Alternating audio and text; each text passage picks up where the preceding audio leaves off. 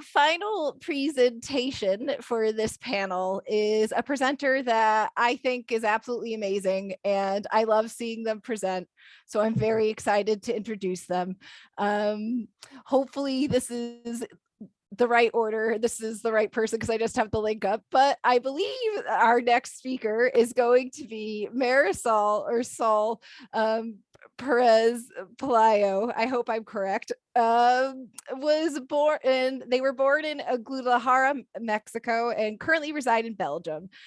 Sol has a bachelor's degree in philosophy and social sciences from ITESO, Instituto de Estudios Superiores de Occidente, and a master's in sociocultural anthropology by Ku Leuven. I could be moving the U's because that's a tough letter for me with my dyslexia, where she presented a thesis on metal studies in Guadalajara, Mexico. She has published in the journal Metal Music Studies and has participated in colloquia and debates at the Center for Research and Higher Studies and Social Anthropology, as well as being a speaker at the ITESO Philosophical Dialogue Festival and at the Municipal Book Fair in Guadalajara on 2 occasions. I love seeing Sol present. I'm so excited to see Sol present right now. Take it away, Sol. I'm so excited. This is gonna rock. Hey guys, thanks for that introduction. I hope I don't disappoint. And first of all, I like to say I'm like really happy to be here, and thank you all for showing up, and thank you Charlotte, and thank you Jeremy for putting this together. This is really nice. I'm gonna share my screen so I can start. Can you guys see my screen now? All right. I can see it. Okay. So I'm gonna stop my video because I want you to focus on this and not on me. All right. So as you guys can see here, my title is Spectral Qualities of Sound for Hispanic Resonances in the Metal of Semican. First of all, like I got a little bit choked up when I was doing this because I'm like, why did I write pre-Hispanic and not Mesoamerican? You know, and then it makes you think about the curriculum being colonized. So yeah, there's that, right? Anyway, my intervention has to do with the upcoming, and if I may say so, successful search of the called pre-Hispanic metal or metal with pre-Hispanic influences. And these influences go from the topics and thematics discussed in their lyrics, the look of the band, just the whole direction that the band is taking. It can also have to do with the names of the band, the band members' names, and the personas they take upon when they are on stage. Oh my God, I totally forgot to do this. Okay. So I'm gonna come into this that is something that is really an important and a big topic, but I'm just gonna give it a very briefly to introduce. So in Mexico, the figure of the mestizo, which is someone that is of mixed race, in this case, Spanish and indigenous, is seen as racial. And the idea of mestizaje, which is the mix of races, is cultural. Sorry, guys. There we go. Yeah, and this is not only the result of interactions that cause cultural clashes, but also of a national political project in which a nation like Mexico is imagined as mestizo. In contrast to this, there was a group of mestizo Mexican intellectuals that searched in the 60s that called themselves the Mexicanidad, which is like broadly translated as Mexicanity, Mexicanness. I mean, I don't even know how to translate that. But it was a movement that was cultural, political, and spiritual. And they wanted to reinterpret the historical processes of Mexico. They claimed the wealth of indigenous knowledge and culture, and they wanted to bring the historical role of this into the present and the future of the country. This was, of course, not trying to erase, as other presentations mentioned before, not trying to erase the colonial past, but trying to merge with it. Of course, there was also people who were extremists And I saw this when I was doing my bachelor's. I was an assistant to an anthropologist, and she did a lot of projects with these people. So I got to share a lot with this. Mexicanidad, I'm sorry, is constantly tangible in the arts. So in painting, in literature, in art, in other arts that like dance, fundamentally in dance, I would say. So prior to the Catholic evangelization, dance in Mexico was super important. It was, I would say, fundamental in the symbolic system of the Mesoamerican people. And it is important that we talk about the danzantes, which is the this character that is right here with these beautiful face and feathers that dance, and the influence they have of the idea of Mexico of the past, of the ancient Mexico. People think of a danzante and they think of the imagined past. And the people of the Mexicanidad wanted to bring elements like the dances into the present, because what happened in Mexico, especially with the dances, is that there was a syncretism. The Spanish had a history of having religious processions that were very elaborate, and then they couldn't eliminate the dancing for the polytheist gods. So what did they do? They merged them. The syncretism that happened with religion in Mexico came also to shape the deities into what mestizos look like. So this right here is the goddess Tonatzin, which is like Mother Earth, and then they had a virgin in Catholic standards, but she kind of looked like the Mexican, right, of the time. And the thing was that the people of the Mexicanidad wanted to dance for dance and not just for the processions. So here we have an aerial photo of Guadalajara, which is the second most populated city of Mexico, also the most beautiful, also my hometown, and also the hometown of Semican. And Semican is born with the idea of bringing the richness of the antique sounds and blending in of Mesoamerican instruments into the sound of metal. And like, as Nelson mentioned before, yeah, they also use electric guitars. That's not very Mesoamerican, right? But we are also part of this mix.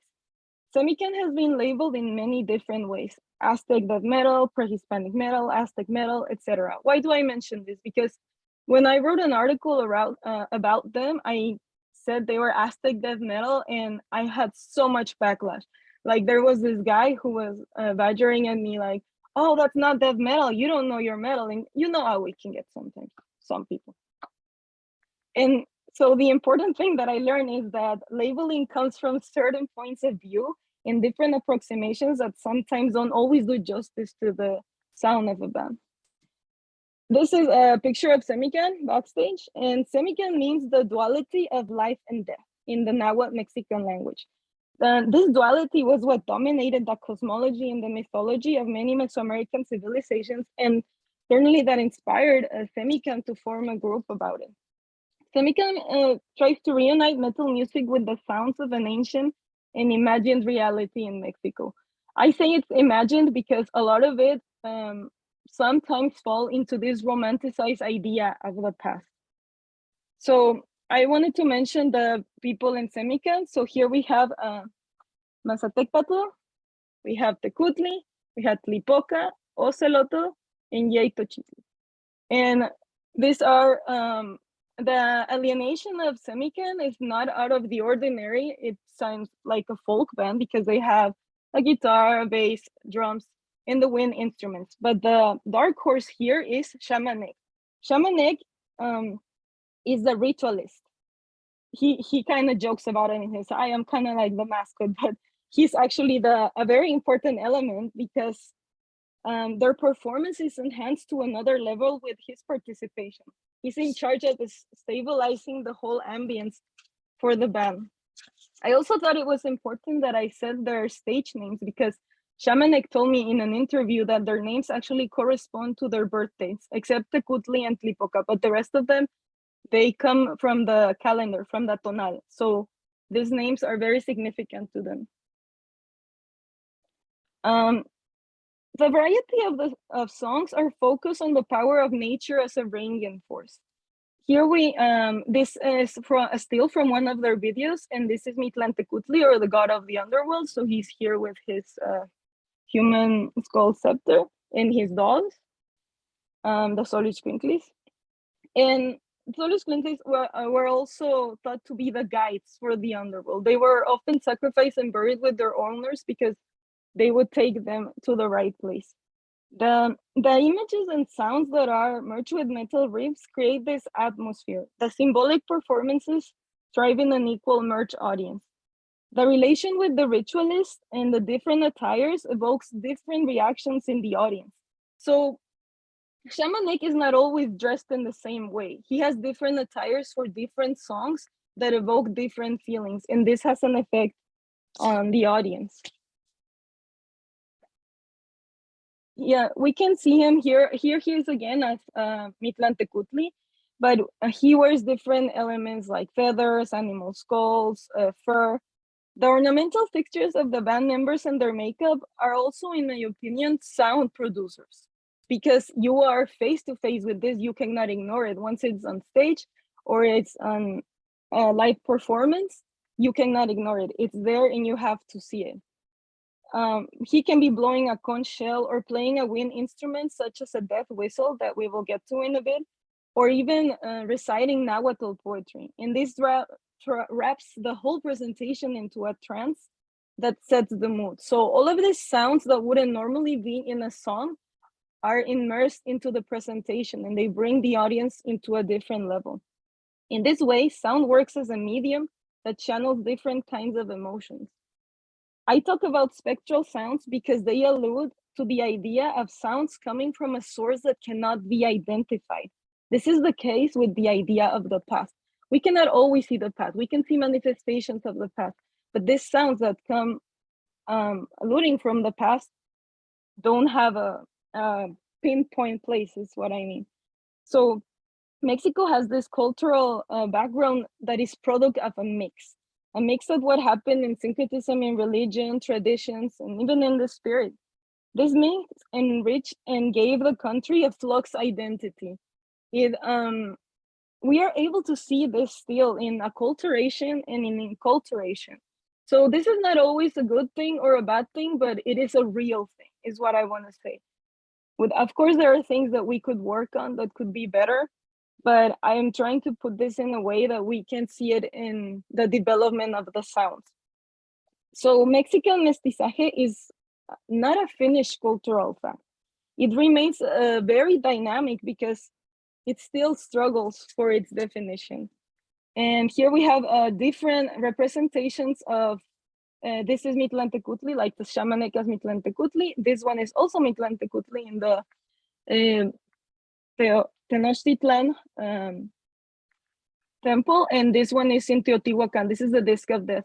And I was actually looking at the chat that Jeremy said that a lot of people were saying like, oh, some people argue that Quetzalcoatl was a white god, and they got a lot of backlash for using this white dude as you know, a deity in one of their videos, but it had nothing to do with that. It was just a guy who was friends with them, but I thought that was funny to mention. So coming back to sounds, through sounds, we are able to unveil a signal that turns into a perception.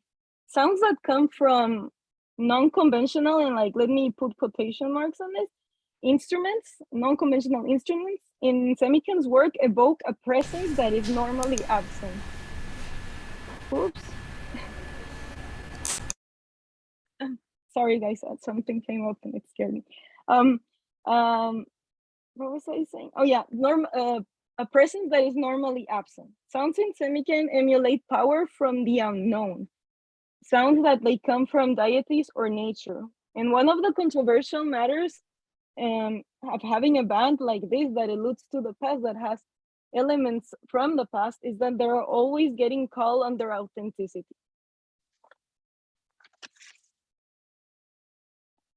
Okay, so now the death whistle. I'm gonna give a little bit of background of the death whistle. Death whistles is this little cute thing we have here. Is like a pipe. They have been studied since the 60s. archaeologist, I'm sorry, Jose Luis Franco, had been studying this for a while, but it wasn't until 1999 that Roberto Velázquez Cabrera named this whistle Death Whistle. And why did he do that? Because he found it in a sort of tomb in Tlatelolco in Mexico City, and it was a body of a young man that had two of these elements in one in each hand. So that's where the name came from. Semican uses death whistle in their songs, especially those that are about warriors or battles. And Shamanek told me in their interview that when it's deployed on its own, it creates profound effects. The sound of the death whistle, when employed in math, is even more impressive. Like Shamanek would tell me that this would happen before a battle to intimidate the enemy. The musical identity and the sounds of pre-Hispanic Mexico continue to be relegated as something exotic, something that should be a thing of the past with no place for it in the present and, well, let alone in metal, right? There has been a case where the instruments and sound making artifacts have been mistaken for toys or decoration. Semican builds this musical bridge that brings the idea of a collective identity in ancient Mexico, the past, into metal, the present, and enables the audiences and listener to understand how ancient Mexicans, were able to evoke feelings and emotions through sounds that were later incorporated into their music.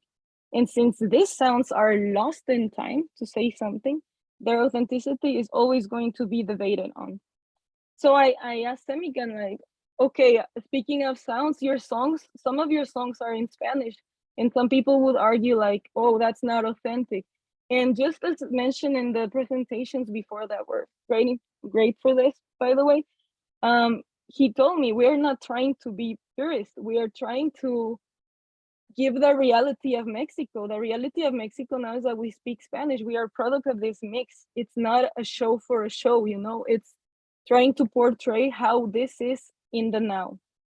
So by reenacting the instruments in the rituals and the videos, we are reaching into the past, reaching into something that is physically no longer there in its original form, but that it becomes tangible, at least in a sonorous manner. Here we have two pictures. I think this is in Hellfest, I'm not sure. I asked for the pictures and they sent them to me. It's the reenactment of the human sacrifice that, ironically, like, this screams violence, but it has an ambience that it's almost fraternal when it happens. It's a very strange thing. And I don't remember where I read this, but I read that sound is a phenomenon of experience. And that's what happens here with the collective imagined world that it's trying to be portrayed here. Like in these attires that we see here, as we can see, this is a different attire that Shamanek is wearing. He told me that he thinks about those found on described in chronicles or depicted in ancient pictorial finds, and he's trying to make them the most accurate that he can. And since it is difficult to validate the past in a substantial form, the idea of a collective imaginary comes here as a good resource. So when we reach into these vanished places of the past or illusions of memory, we reveal this atmosphere because we have to start from somewhere. The idea of mixing pre-Hispanic sounds, themes, and instruments, of course, it's not exclusive to Semican. I also suggested other bands into the playlist, but I feel that what happens during their performance is that they do the ritual of the human sacrifice within the non-secular ritual of already going to a metal concert. This makes a sort of bond with the audience, with the artist and the audience. And it also makes a really nice allegory because the band in a sort of way is giving itself to the audience. So this human sacrifice comes of no coincidence. They're no longer just, the audience is no longer just watching the show, they're somehow being part of it as well. So before I finish, I still have time. I wanted to play you guys a death whistle in case you wanted to check it out. Let me see. Tell me if you can hear it. Could you guys hear? No. Huh. I have no idea how to share the sound, guys. I think you have to do a setting in your Zoom to allow audio. Well, what I'm going to do then is I'm going to upload this to the Google Drive. How's that? Perfect, thanks. And I'll finish this. Thank you, guys. So I just want to finish saying that this perhaps is a little bit poetic, but I think that sounds are traces of memories of different events, different people that have been collected time over time in different ambiances of practices, because every practice has their own sound and it's different. And sometimes they are not noticed in ordinary life. And you know, it's music is much like death itself. Like you cannot see music, you cannot see death, but you know it's there. But they are both of time, and they are never in the present. They start before their meaning, and they stop before becoming. And the good news is that you cannot feel death, but we can feel music. So the sounds is what bring us all together here. And that's all, guys. Thank you. Sol, thank you for another amazing, awesome talk. I'm just going to go right into the questions. The first one is from Nelson. And Nelson's question is, the presentation of the savage in European courts was an essential part of colonial practices. Could Kamakan's constant presentation in France's Hellfest Wacken be another form of seeing the savage? I have a feeling that if they did not look this way, European audiences wouldn't pay much attention to them. Yeah, this is actually a very, very important insight, and I didn't bring it up because I thought it would take up from the sound situation. But yeah, I discussed this with the band a lot of times. Aren't you guys afraid of falling into a stereotype, you know, of like making this the image of Mexico, that that's the only thing there is? And as Nelson says, the presenting of the savage, isn't this what you guys are doing? You know, kind of like setting a mood of stereotyping. And what I got from the band is that they are just trying to bring a capsule of the past into the present. But I also have the feeling that maybe they didn't think about it this way. Like there was no background on it. I don't know. Thank you for your question. Oh, thank you. Thank you. And I have one more question from Gulherm. It's a long question. Does Mexicanidad have a modern edge? Because we had in Brazil in the 30s the anthropophagic movement, which I think does explain better than anything heavy metal in Brazil.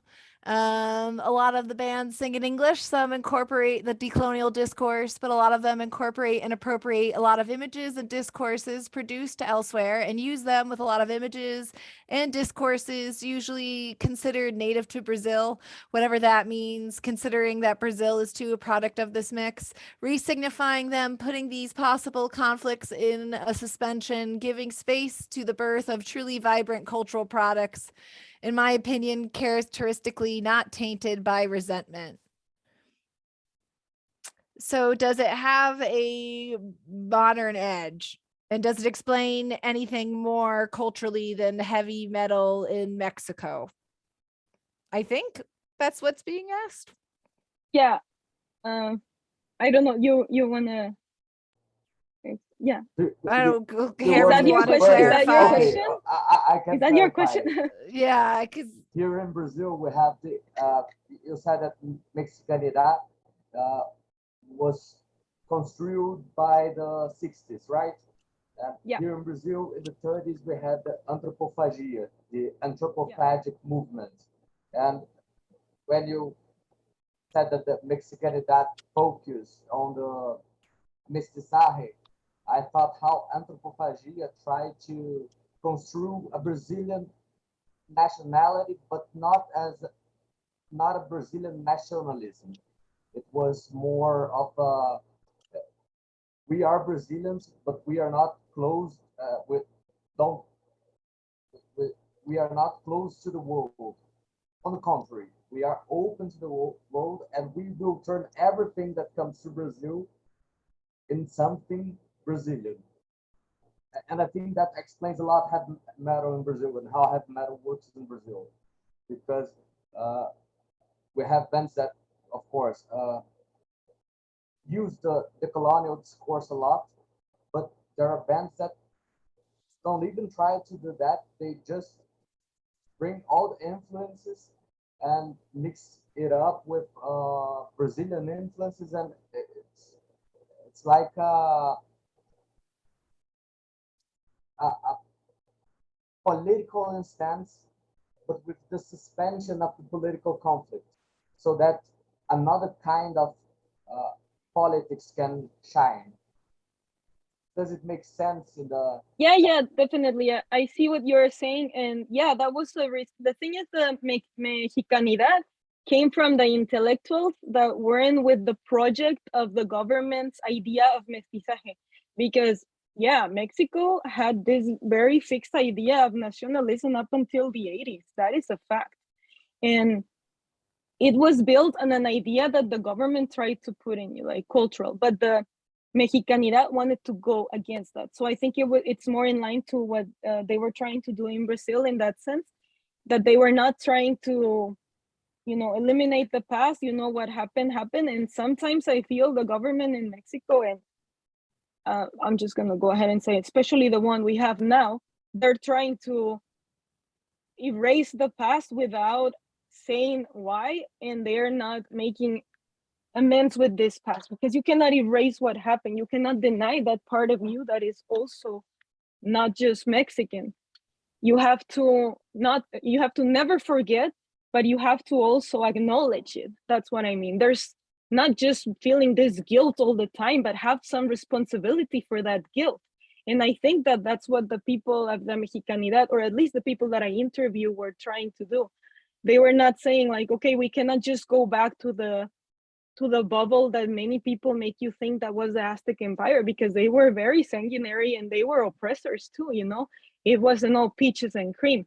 So it's part of seeing the two sides of the story and how this is bringing it into what a mestizaje is in, general. But yeah, thank you for your insight and your question, because like the rat in my brain just went